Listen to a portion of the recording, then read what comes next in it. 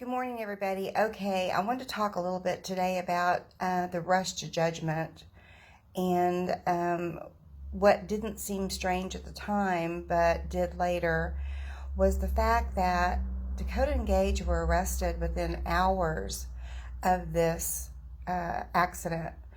Within hours of them going back and finding Miss Tally and calling 911 and getting help, within a few hours after that, they were arrested and charged. So you have to go, there was no time for investigation. There was no time for anybody to do crime scene mapping or to really know that this truck and these guys were the ones that hit them.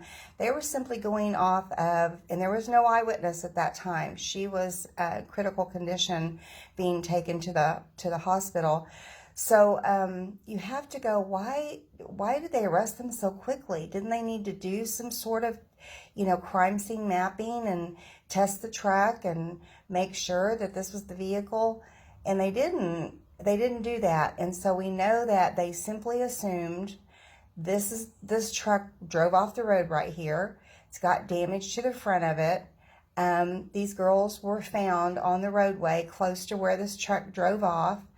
And maybe even in their initial opinion in the very spot that the truck drove off, but then they found out later it wasn't that very spot. But let's go all the way back to the beginning and talk about why they arrested them so quickly. I mean, they just jumped to that conclusion. So that was the first big problem. But that's what the media got a hold of.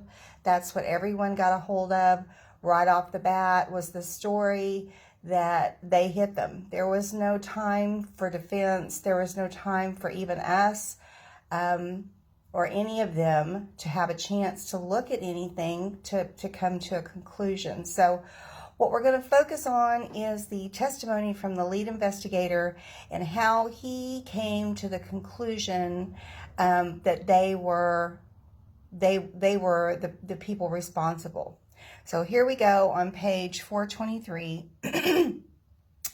of preliminary hearing. Have you given the opinion that the girls were walking in the road when they were struck?